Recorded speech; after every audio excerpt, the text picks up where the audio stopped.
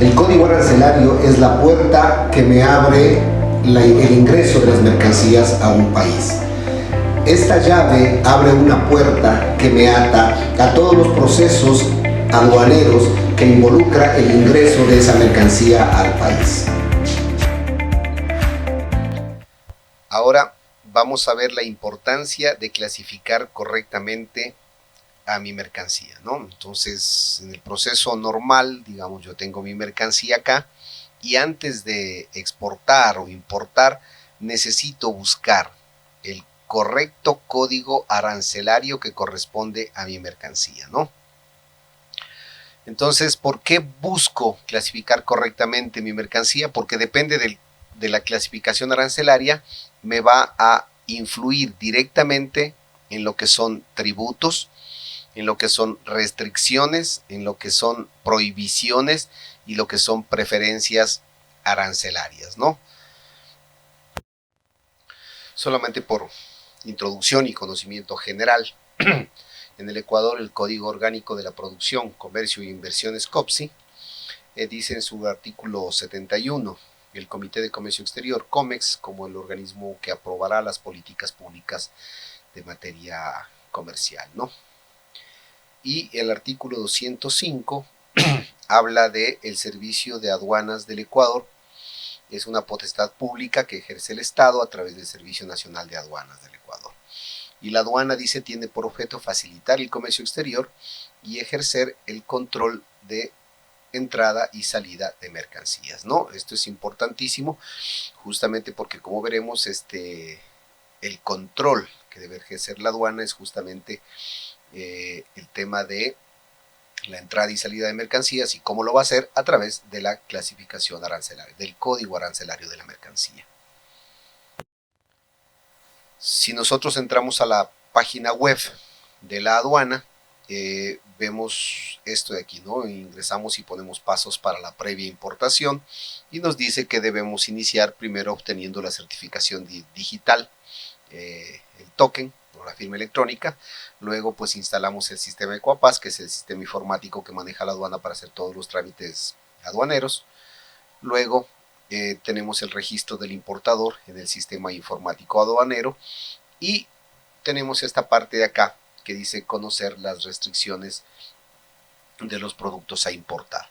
Para conocer si el producto a importar está sujeto a restricciones o es de prohibida importación, se ingresa a la consulta del arancel, ubicada en el sistema Equapas, ¿sí? O sea que primero, ya aquí lo está diciendo, que si nosotros queremos saber si es que el producto tiene una restricción para importar, tenemos que saber el código arancelario, ¿no? Y luego, pues obviamente, los trámites.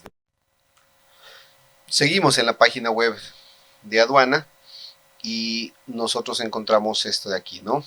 Entre los pasos para importar, los pasos previos a la importación, uno de ellos dice cómo se desaduaniza una mercancía importada. Entonces, si nosotros damos clic aquí, encontramos lo siguiente. Me dice cómo conocer las restricciones de un producto a importar. Y en el caso que nos corresponde, dice, en el caso de que cuente con la subpartida específica del producto a importar, realice la consulta de la misma, ¿sí? Para conocer si es que determinado producto está sujeto a restricciones o consideraciones prohibida importación. Continuamos nuevamente en la página web y en lo que corresponde a cuánto se debe pagar por tributos por un producto a importar, tenemos esto de acá. Dice, para determinar el valor a pagar de tributos al comercio exterior es necesario conocer la clasificación arancelaria del producto. ¿Sí? Aquí está clarísimo el tema. Para determinar el valor a pagar de tributos al comercio exterior es necesario conocer la clasificación arancelaria. ¿Sí? Y en caso de que cuente con la subpartida específica del producto a importar, se realiza la consulta de la misma. Pero yo no puedo saber qué impuesto voy a pagar o qué tributo voy a pagar si yo no tengo la clasificación arancelaria. Entonces, Desde ahí vamos viendo la importancia que tiene la clasificación arancelaria. En definitiva, si yo no tengo la clasificación arancelaria, la aduana no sabe qué tributo cobrarme y no sabe si es que tiene una restricción eso o tiene una prohibida importación, ¿no? Aquí mismo en la página web nos dice que los tributos al comercio exterior son derechos arancelarios, impuestos establecidos en leyes orgánicas y ordinarias y tasas por servicios aduaneros. Tenemos el arancel cobrado a las mercancías, que se llama ad valorem, y que son los establecidos por la autoridad competente, consistentes en porcentajes según el tipo de mercancías, y se aplica sobre la suma del costo, seguro y flete, la base imponible a la importación. ¿Qué quiere decir esto? ¿Sí? Si yo tengo una mercancía que la compré en Estados Unidos, un contenedor que me costó $40,000 en la factura de lo que yo compré la mercancía, digamos zapatos, compré y me costó $40,000, ¿sí? A eso tengo que sumarle yo al costo, que es la factura, el seguro y el flete, y esa es mi base imponible. Entonces digamos que con seguro y flete, esa mercancía que yo la compré en $40,000, digamos que me sube a 50,000, por decirlo, ¿no? Entonces, esa es mi base imponible, 50,000. Y si mi impuesto ad valorem me dice la aduana el 10%, significa que para poder yo ingresar acá al país, el tributo que debo pagar es el 10% de esos 50,000, que en este caso sería $5,000, ¿sí? Ese es el impuesto ad valorem. Hay un impuesto, el FODINFA, el Fondo de Desarrollo para la Infancia, y se aplica el 0.5% de la base imponible en importación. Esto es para todas las mercancías que ingresan al Ecuador, ¿no? Es justamente para que se ayude con eso el desarrollo para la infancia. El ICE, que es el impuesto a los consumos especiales, ¿sí? Es el porcentaje variable según los bienes y servicios que se importen, y el IVA, que es el 12% del impuesto al valor agregado. Ok, entonces ya sabemos los trámites para importar así, de una manera superficial, por supuesto. ¿Sí? Ahora vamos a ver cómo es el ingreso y la salida de las mercancías al país, ¿no? Sabemos que la aduana es la que controla eso y la que facilita el comercio exterior. Si nosotros tenemos nuestro país, acá, nuestro querido Ecuador, ¿sí? Y estas son las mercancías, ¿ya? Digamos que esto es autos, estos son zapatos, esto es, no sé, armas químicas, esto de acá es ropa, y esto de acá digamos que es medicamentos, ¿no? Estas son nuestras mercancías que nos vienen del resto del mundo. Para ingresar al Ecuador tenemos una especie de barrera, que es la aduana, la que no me permite que ingresen estos de acá, ¿no? ¿Sí? Una barrera. No puede pasar, ni tampoco salir, ¿no? de mercancías del Ecuador. Pero como la aduana tiene el objetivo de facilitar el comercio exterior, entonces ella tiene unas puertas aquí, y cada una de esas puertas tiene unas llaves específicas. Entonces, esta mercancía, ¿sí? Que zapatos ingresaría por esta de acá, no por esta, ni por esta, ¿sí? Los autos ingresarían por la puerta donde me diga autos, ¿sí? Y así el resto de mercancías, ¿no? Ah, pero esta mercancía no hay una puerta, no quiere decir que está restringida o alguna cosa de esas, ¿no? Entonces, esta puerta de aquí es lo que nosotros llamamos una subpartida arancelaria. Por eso es que cada una de estas mercancías ingresan solo por una puerta de estas, ¿no? Ya, y luego vamos a ver que detrás de esa puerta están todas las condiciones que la aduana le pide para ingresar estas mercancías. ¿Cuáles son esas características de estas subpartidas? ¿Qué es lo que tenemos después detrás de esas puertas que nosotros habíamos visto, ¿no? Entonces la aduana lo que le dice es, a ver, vienen los autos, viene un automóvil, va a entrar por esta puerta de aquí, pero las condiciones de que usted entre por esta puerta son impuesto 40%, digamos el FODINFA y otro tipo de cosas. Ah, y de pronto dice, ¿sabe qué? Estas mercancías, ¿sabe que necesitamos que tenga una certificación del INEN, una certificación de, no sé, de la Comisión de Tránsito, de cualquier institución, ¿no? O sea, la partida arancelaria me dice las condiciones necesarias para que ingrese a un país.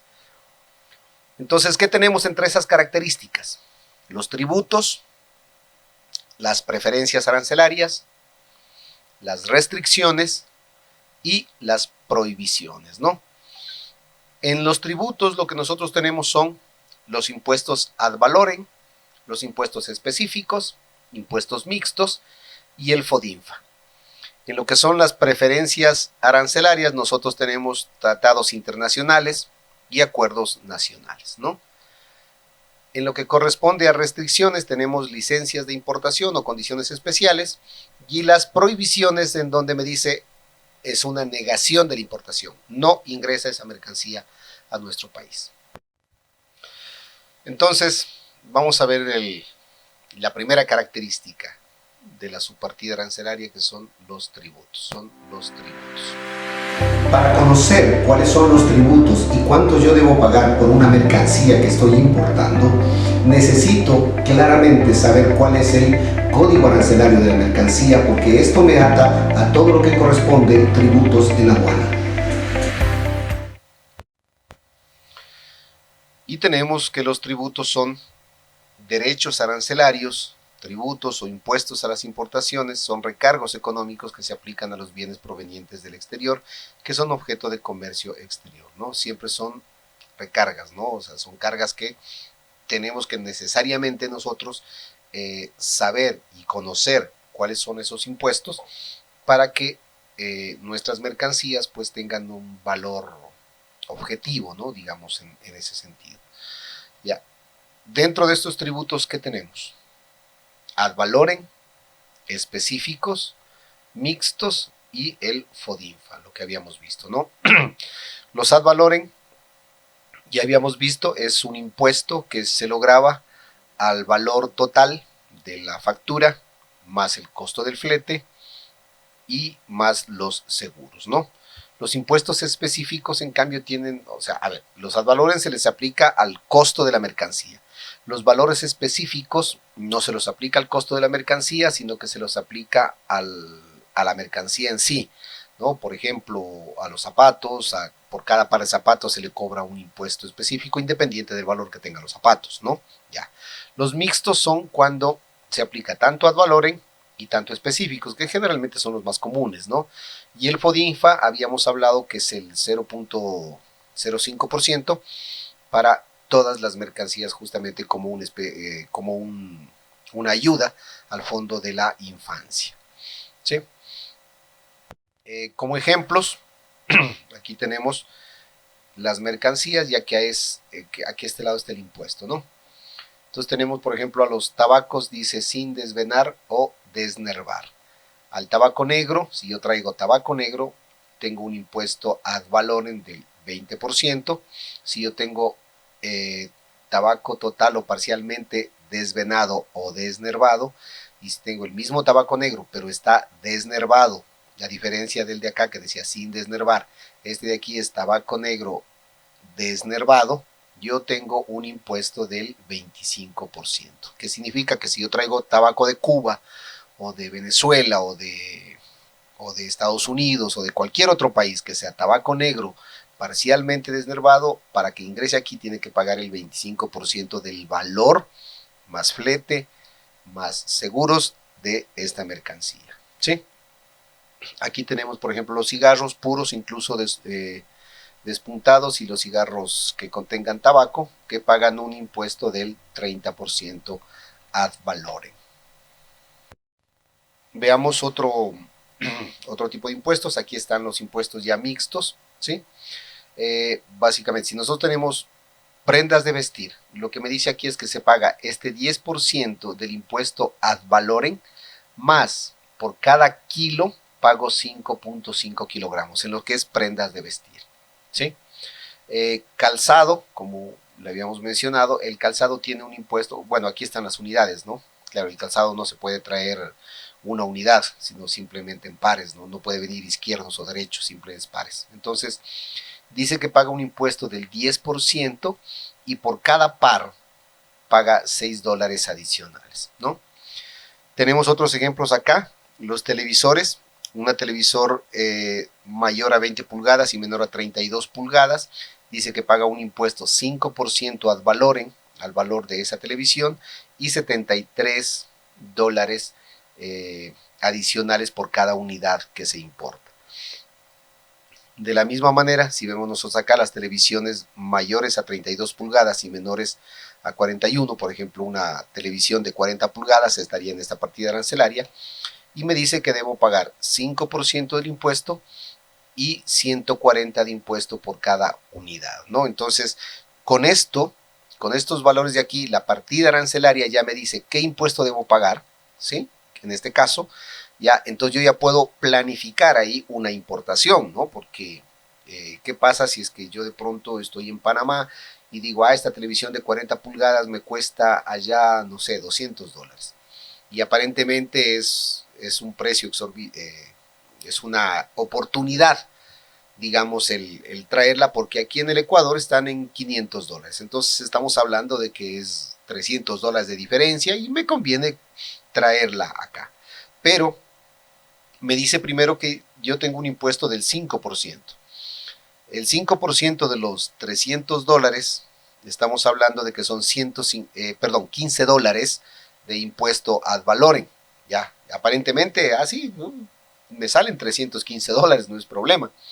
Pero claro, a eso tengo que sumarle estos $140 por unidad. O sea que en definitiva el impuesto que yo pagaría por una televisión de 40 pulgadas sería $155. Sumado a los $300 que me costaba, ya mi televisión me está costando aquí en el Ecuador, me está costando $450. Entonces ya no es una diferencia tan abismal como la que veíamos al principio, ¿no? Y prácticamente lo que me estoy ahorrando, ¿qué? Son $50, que en definitiva puede ser que ya no me represente traer el costo, transporte, lo problemático que es de las trámites de desaduanización y todo ese tipo de cosas. Entonces ya quizás esa mercancía yo ya no la traigo. Pero ¿quién fue la que me dijo que debo pagar $155 de impuesto para ingresar esa televisión? Es justamente la partida arancelaria. Entonces, justamente la partida arancelaria es la que me va a decir cuánto impuesto debo pagar. Entonces yo puedo balancear, ¿sí?, mi utilidad frente a mi impuesto y puedo calcular y saber si es que conviene o no conviene hacer esa importación o esa exportación. Luego de los impuestos tenemos lo que son las preferencias arancelarias, ¿no? Entre esas, como habíamos dicho, tratados internacionales, acuerdos nacionales. Vamos a ver lo que dice que son las cargas. Preferencias arancelarias son las disminuciones de los impuestos que una mercancía tiene que pagar para ingresar a un país. Estas preferencias arancelarias, sea que vengan de un acuerdo comercial entre países o acuerdos internos de un país, tienen que ver y está atada directamente con el código arancelario. Las preferencias arancelarias vienen justamente de tratados, ¿no?, de acuerdos, ¿sí? Acuerdos entre internos acá en el Ecuador, acuerdos entre, digamos, empresas, asociaciones de aquí del Ecuador con el COMEX, o entre países como Ecuador, China, Ecuador, Estados Unidos y así, ¿no? Vamos a ver cuáles son esas preferencias arancelarias. Son acuerdos que regulan los intercambios comerciales que se mantienen entre países, tomándolas como protección de comercio. ¿Sí? ¿Y qué significa estas preferencias, no? Recientemente Ecuador firmó un tratado con China, pero entre esos tratados lo que busca el Ecuador es que nuestros productos salgan hacia China y que vengan productos de China acá, ¿sí? Pero hay que tener en cuenta también que nosotros tenemos una industria nacional acá en el país y que tenemos que protegerla. Entre esa industria, la que mayor peligro correría con los productos chinos justamente es la industria textil.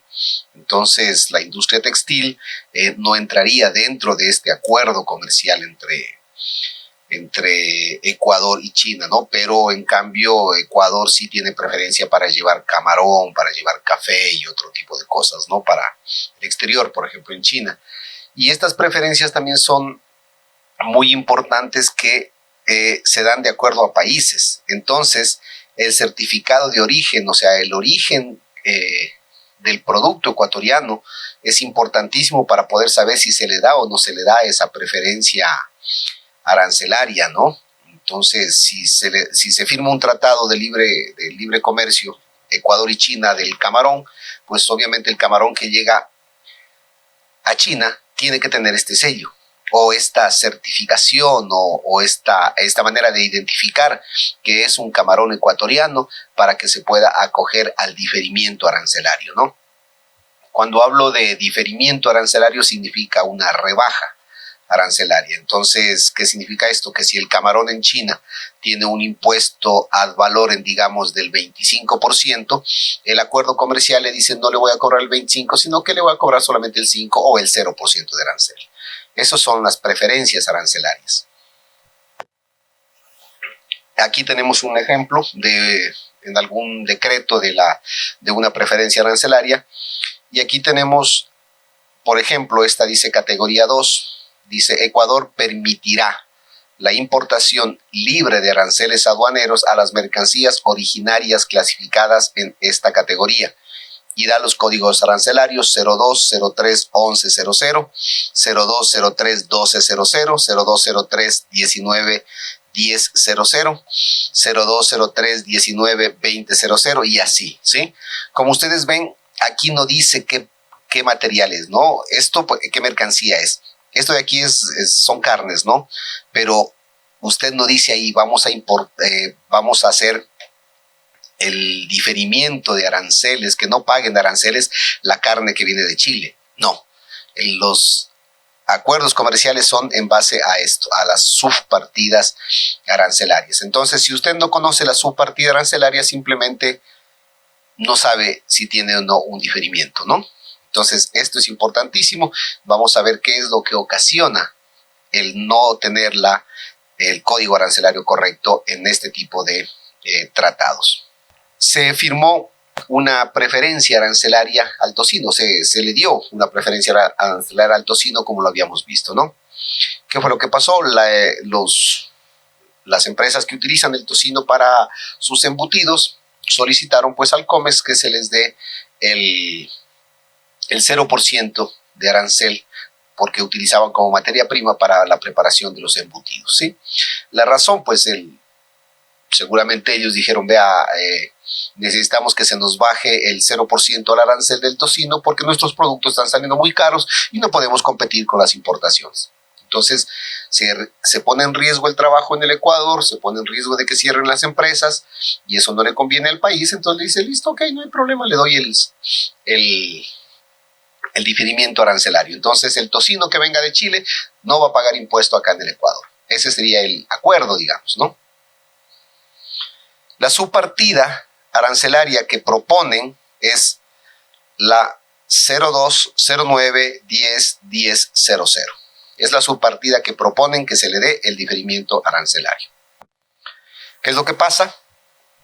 Cuando llega al aforo físico, a la aduana, llegan los contenedores, ¿sí? Llegan los contenedores, la aduana va a revisar los contenedores, se abre el contenedor y ¿qué se obtiene? Esta es el producto que llegaba, ¿sí? Así. Y este es cómo llega la mercancía. Estamos viendo aquí, este es el tocino, ¿sí? Pero tiene varias capas de carne adheridas al tocino, ¿no? ¿Ok? Entonces, ¿qué es lo que pasa? Cuando llega ya al tema de clasificación arancelaria en la aduana con las muestras que tiene, ¿sí? Va al arancel y encuentra que tiene en la partida 02031100 dice carne de animales de especie porcina fresca, refrigerado, congelada, y aquí dice en canales, en medias canales, en piernas, paletas, los demás. Dentro de esto de los demás encontramos que dice carne deshuesada, chuletas, costillas, tocino con partes magras, ¿ya? Este es mi producto, tocino con partes magras, porque estamos viendo que tiene bastante carne adherida al tocino, que esa es la parte magra, ¿no? Entonces la aduana lo clasifica en esta partida, en las 02, 03, 19, 30, tocino con partes magras, y me dice que debo pagar 45% de impuesto ad valorem. Eso es altísimo. ¿Ok? Ahí está la clasificación arancelaria, 02, 03, 19, 30, ¿sí?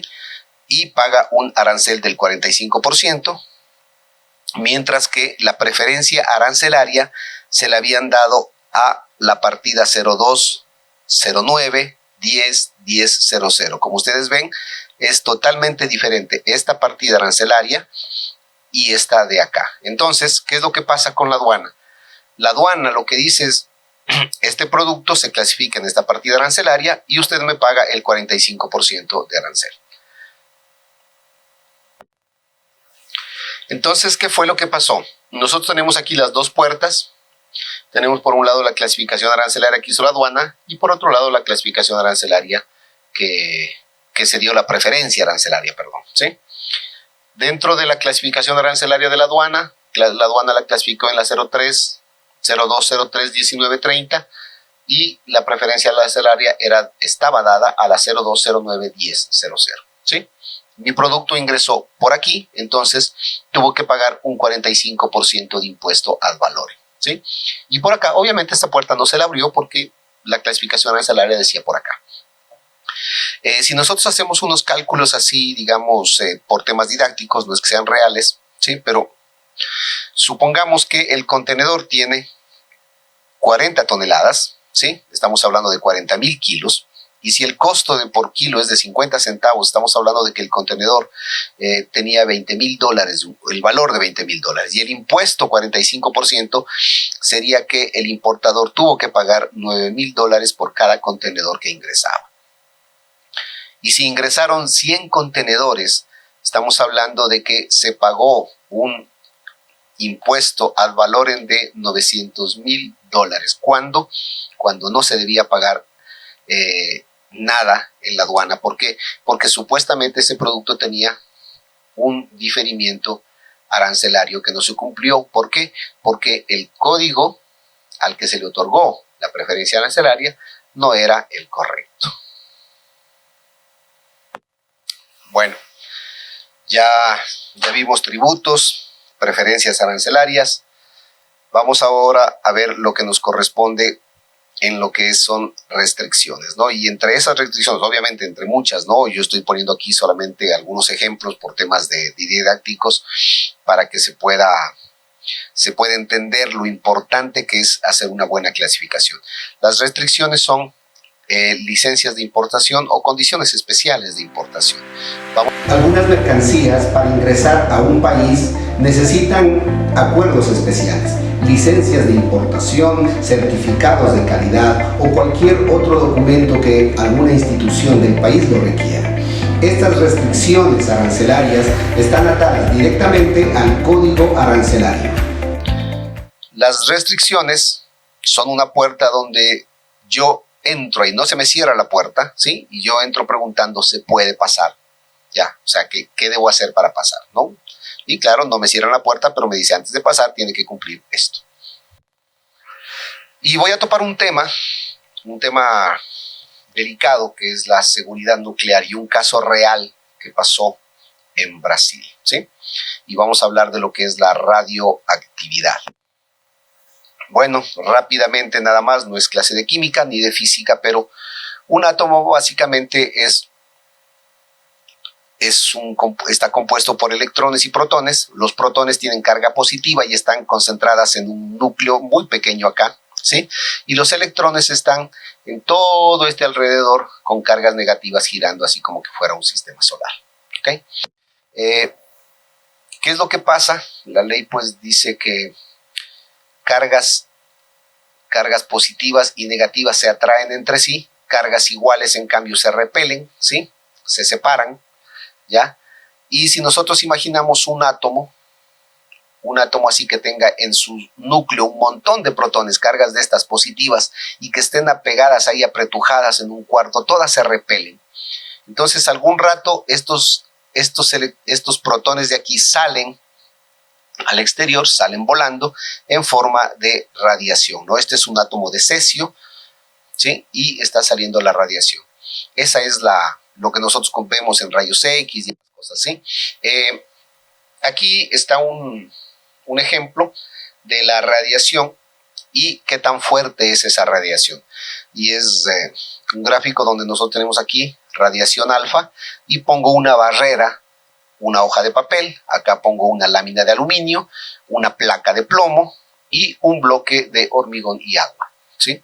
La radiación alfa, que es la más débil, ¿sí?, llega a la hoja de papel y se detiene ahí porque la hoja de papel le detiene, ¿sí? La radiación beta traspasa la hoja de papel, pero cuando llega a la placa de aluminio, ahí se queda porque no tiene la suficiente fuerza. La que nosotros conocemos generalmente es esta, la radiación gamma o rayos X, porque generalmente pues todo el mundo hemos tenido alguna experiencia de hacernos una radiografía de cualquier cosa, ¿no? Entonces la radiación gamma o los rayos X atraviesan la capa de papel, atraviesan la lámina de aluminio, pero se detiene en la placa de plomo, ¿no? Por eso es que cuando uno se va a hacer una radiografía, pues el personal técnico que está ahí siempre tiene un equipo, está revestido de equipos que tienen plomo, ¿no? Justamente es para que la radiación esta se quede en la capa de plomo, en la ropa de plomo y no le pase al cuerpo, ¿no? La radiación neutrónica obviamente es mucho más fuerte, que no nos conviene ahora. Vamos a centrarnos en esta radiación de acá. En el Ecuador, la Secretaría de Control y Aplicaciones Nucleares es el organismo gubernamental que regula, controla y difunde el uso pacífico de las radiaciones ionizantes a nivel nacional. Ojo, controla, ¿sí? Y regula también, ¿no? El control significa también manejar los desechos radioactivos, ¿no? Y la eliminación de los desechos radioactivos, ¿sí? No se lo puede hacer en cualquier evento, en un basurero o cualquier cosa, no. Tiene justamente la eliminación de desechos, está bajo la custodia del SCAN y el centro de recolección aquí está en Aloaj, y lo que tienen es barreras como estas, donde aquí está la pila, digamos, que genera la radioactividad, pero tiene un recubrimiento de arena, acá tiene un bloque de plomo y así. Entonces eso se lo entierra acá de tal manera que la radiación que emita esta batería se quede dentro del compartimento, ¿no? Entonces eso es lo que hacen el control de desechos radioactivos. ¿Por qué trabajar en seguridad nuclear? Vamos a ver ahora. Y quiero topar este tema, un accidente radiológico que pasó en Goiânia, en un estado de Brasil. ¿Qué fue lo que pasó ahí? En un instituto en Goiânia de radioterapia, una clínica privada localizada a 1 kilómetro al noreste de la Plaza Cívica, fue abandonada en 1985, una unidad de teleterapia con cesio 137 en su interior, y fue abandonada en el inmueble, ¿no? Aquí vemos las fotografías de la clínica, que después de que se abandonó, quedó ahí botada, nadie paró bola, ¿sí? Y este es el equipo de radioterapia que estaba en desuso, pues, y se quedó en alguna parte, algún momento, pues no lo sacaron de ahí y lo dejaron en la clínica, ¿no? Pasaron casi 2 años, 1987, y a lo largo de los siguientes años, dice, muchas personas sin hogar, ocupas y chatarreros entraron en el edificio. 2 hombres, particularmente Roberto dos Santos Alves y Wagner Mota Ferreira, encontraron en el aparato de teleterapia y lo llevaron en carretilla a la casa de dos Santos Alves, a unos 600 metros del hospital abandonado, ¿no? Ya el primer riesgo que empezamos a ver por ahí. Allí, dice, desmontaron el equipamiento extrayendo la cápsula de cesio de su carcasa de protección. La radiación gamma emitida por la ventana de iridio de la cápsula provocó náuseas a los 2 hombres tras un par de días, pero pensaron que se debía a algo que habían ingerido nada más. La exposición ocasionó quemaduras por radiación en sus cuerpos y uno de ellos tuvo que someterse posteriormente a la amputación de un brazo, ¿no? Esta es una cámara, ¿sí? Aquí está la ruptura de la fuente, ¿sí? Estamos hablando de que cuando yo tengo la cámara, saco la fuente, que es una batería como estas, y encuentro por aquí el producto de de cesio, ¿no? El cloruro de cesio. Y ese cloruro de cesio dice que emitía una luz profunda azul. El 18 de septiembre vendieron las piezas a una chatarrería cercana. Esa noche, Debair Alves Ferreira, propietario de la chatarrería, estaba en el garaje y vio el resplandor azul de la cápsula de cesio. En los días siguientes, invitó a amigos y familiares a ver las sustancias luminosas. Ferreira intentó hacer un anillo para su esposa, Gabriela María Ferreira, con dicho material, ¿no? Debió haber sido un espectáculo, obviamente, porque el cesio es una luz fosforescente azulada. Este es el cloruro de cesio, el polvo de cloruro de cesio, ¿sí? Y seguramente así es como se veía eso, ¿no? Entonces era todo un espectáculo, por eso el señor invitó a sus amigos, vengan a ver esto, es más, quiso hacer un anillo, ¿no? Y todo eso obviamente produce extrema radiación, ¿no? Muchas personas que visitaron la chatarrería entraron en contacto con el polvo, desperdigándolo por la ciudad. Ivo, hermano de Debair Alves Ferreira, usó el polvo para pintarse una cruz azul resplandeciente en el abdomen. También contaminó los animales de su granja, muchos de los cuales murieron. Un amigo de Alves Ferreira abrió a martillazos la cobertura de plomo del dedal y el 25 de septiembre el propio chatarrero vendió los desechos metálicos a otro deshuese cuyo propietario sobrevivió al incidente. O sea, ya vamos viendo cómo el descuido y el desconocimiento, por supuesto, de la gente hacía que se vaya propagando estos productos radioactivos, ¿no? Ivo Alves Ferreira extrajo el polvo de la fuente a pocos metros de su casa y lo esparció por el suelo. Su hija Leide das Neves Ferreira, de 6 años, estuvo posteriormente comiendo sentada en el suelo, con lo que absorbió parte del material radioactivo. Leide estaba tan fascinada con el resplandor azul del suelo que se untó en su cuerpo y se lo mostró a su madre. Después de todo este problema, hubo algunos fallecimientos. Leide das Neves Ferreira tenía solamente 6 añitos, ¿sí? Y era la hija de Ivo Ferreira, ¿no? Gabriela María Ferreira, 38 años, la esposa del chatarrero, la que le iba a hacer el anillo. Israel Baptista dos Santos tenía 22 años, ¿sí? Admilson Alves de Souza tenía 18 años, ¿sí? Y todos ellos fallecieron justamente por los problemas radioactivos, por la exposición que tuvieron, ¿no?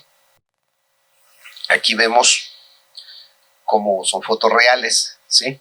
del sitio y todo lo que tuvieron que hacer después para poder sanear toda esa área, ¿no? Porque recuerdan que ellos habían esparcido el polvo por el suelo y eso durante cientos, miles de años siguen emitiendo radiación. Entonces, equipo especializado tuvo que remover hasta 1,5 metros de la tierra, ¿sí?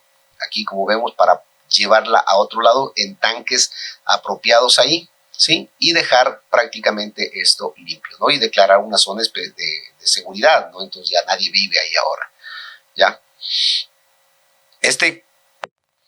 Este suceso que pasó en Goiânia, muy triste, por supuesto, es la niña de 6 años que falleció y esta es la unidad de radioterapia, ¿sí? Fue catalogado como el segundo desastre después de Chernobyl, ¿no? ¿Qué fue lo que pasó? ¿Y por qué ahora atamos al tema de la partida arancelaria? Porque seguramente dirán que tiene que ver eso con aduana. El procedimiento para los pasos, digamos, para seguir en el tema de la importación de este tipo de productos es más o menos así, ¿no? Primero, tenemos una declaración aduanera, en donde esa declaración aduanera lo que hace es buscar la partida arancelaria. Entonces yo la partida arancelaria de un equipo de radioterapia lo busco en alguna parte de estos de acá, ¿sí? Aquí me dice aparatos de tomografía regidos por máquina automática de tratamiento y procesamiento de datos, ¿sí? Y aquí tengo esta partida acá que dice tubos de rayos X. Cualquiera de estas dos, sea esta o sea esta de acá, porque aquí dice los tubos y aquí es la maquinaria, ¿cierto? Entonces yo la clasifico, digamos que estoy trayendo este producto de acá. La clasifico aquí, le digo mi partida es la 09, 02, 21, 12, 00, 00, ¿ya? Cuando doy la partida arancelaria esta, justamente el arancel me dice, esto está controlado por la Comisión de Energía Atómica, Comisión Ecuatoriana de Energía Atómica, y me dice que necesita una licencia de importación de esta institución. ¿Sí? Entonces voy para acá. Y como mi partida me dice que necesito una licencia de importación, o sea que esa importación está restringida por la SCAN, ¿ya? Yo lo que tengo que hacer es ir y registrar ese producto en la SCAN, ¿sí? Y la SCAN obviamente genera mi seguridad, gestiona mi seguridad. Entonces yo le digo, vea, yo voy a importar y esta clínica es la clínica Pepito Pérez, que está ubicada en La Floresta, en Quito. Entonces le doy dirección y todo, ellos me dan la licencia de importación y en su protocolo ellos tienen que esa clínica en La Floresta tiene un equipo de estos y cada cierto tiempo, no sé con qué frecuencia, pero cada cierto tiempo ellos van y verifican el estado de cómo está ese equipo, ¿sí? Y si es que yo no le doy esta partida arancelaria, entonces no me dice la partida arancelaria que le doy, cualquiera es otra, y no me dice que tengo una licencia de importación de la Comisión de Energía Atómica, simplemente continúa mi proceso, ¿no? Que yo entendería que esto fue lo que pasó en Brasil. Entonces, la Comisión de Energía Atómica, al no saber que ahí estaba un equipo de radioterapia porque no lo tenía en sus registros, por esto, por la clasificación arancelaria, ¿sí? Ellos simplemente, cuando se abandonó la clínica, dejaron que pase y nadie entró ahí. Si hubieran tenido registrado ellos en su gestión de seguridad esa clínica abandonada, cuando apenas se abandonó, aunque no hayan reportado ellos el abandono de la clínica, el siguiente control, ellos hubieran ido a verificar, veían que estaba eso abandonado y hubieran gestionado la seguridad. Y no hubiera pasado todo el desastre que pasó en Goiânia, ¿sí? Para que vean lo importante que es clasificar bien a las mercancías.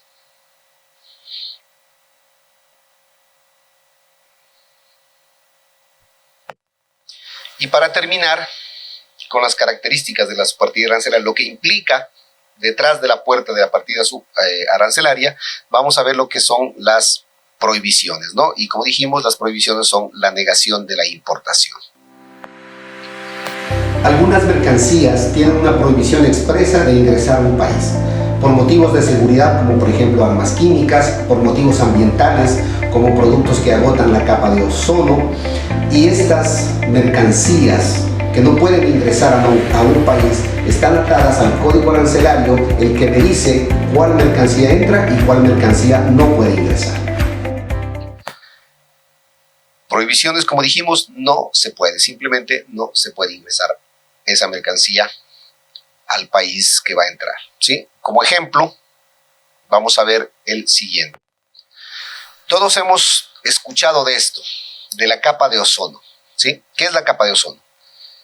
El sol emite estos rayos ultravioleta que llegan acá, que van a llegar a la Tierra, pero aquí tenemos una capa nosotros, una capa de ozono, ¿sí? El ozono es un compuesto químico de oxígeno, O3, ¿sí? Que esta capa nos detiene a los rayos ultravioletas y no permite que ingresen acá. Entonces la capa de ozono lo que hace es, nos protege de los rayos ultravioleta, ¿sí? Pero esta capa de ozono se ve amenazada por este tipo de productos que se llaman freones, ¿sí? Y que se los utilizan en desodorantes, en refrigerantes, en varios productos, ¿no? Y se llaman freones, y estos freones se los usaron en varios procesos, en varias cosas, digamos, ¿no? Entre esos, pues, gases en latas de aerosoles, los desodorantes, agentes espumantes para plásticos, como refrigerantes en congeladores, lacas para el cabello, productos alimenticios en aerosol, acondicionadores de aire, sean de aire de las viviendas o acondicionadores de aire de los autos, productos de limpieza y similares, ¿no? En todos estos productos de aquí se utilizaba, y hablo en pasado, se utilizaban los freones, ¿no?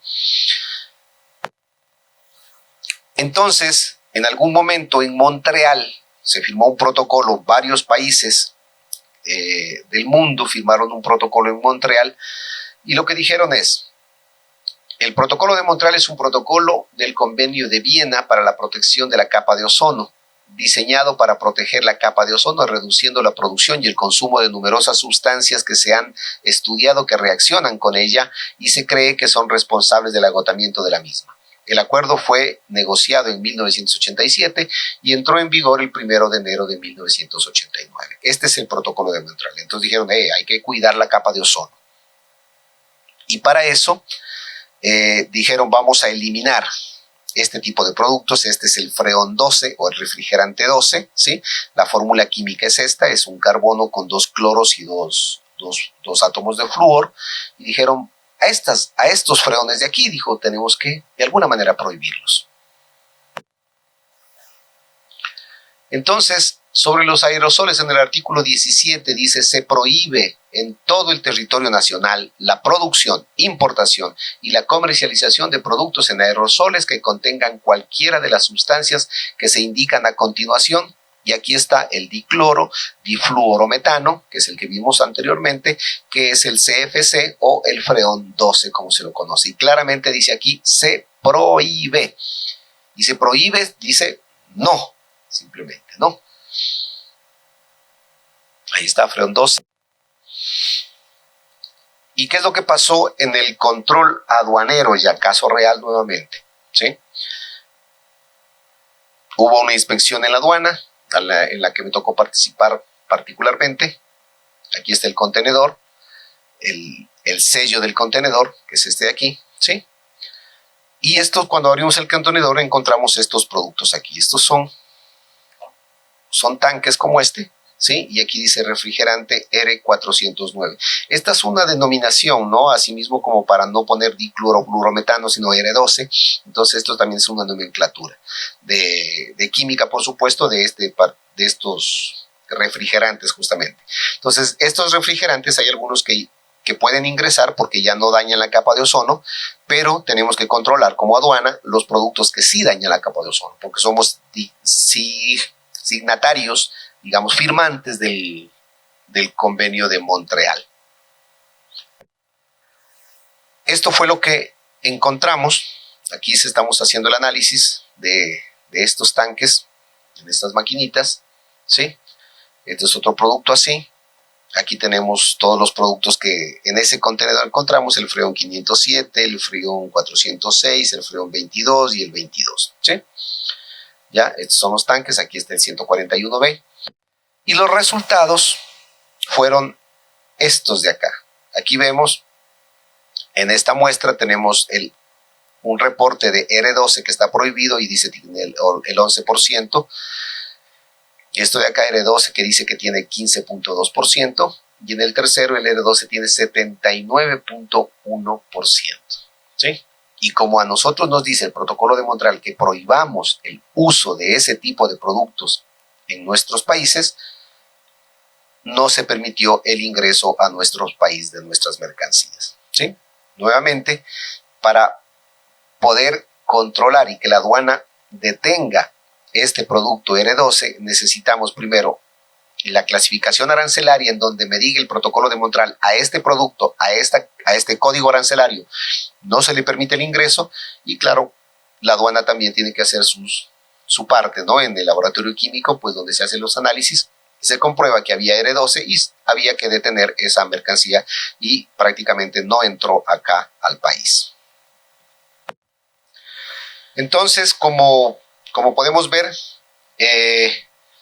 es importantísimo saber el correcto código arancelario de mi mercancía, porque dependiendo de ese código arancelario yo pago mis tributos, o me puedo coger a una preferencia arancelaria, o saber si es que tengo alguna restricción o tengo que sacar algún permiso especial, entre esos, pues como vimos, de la energía atómica, agrocalidad, por ejemplo, para cuestiones agrícolas y animales, ¿sí? El ARCSA, por ejemplo, registro sanitario para medicamentos y cosas de esas. Entonces, esta partida arancelaria me dice qué restricciones tengo, ¿sí? O justamente decir, ese producto no lo puedo ingresar a nuestro país. Entonces, el código arancelario correcto es importantísimo para estas 4 características, para estos 4 eventos. Muchas gracias.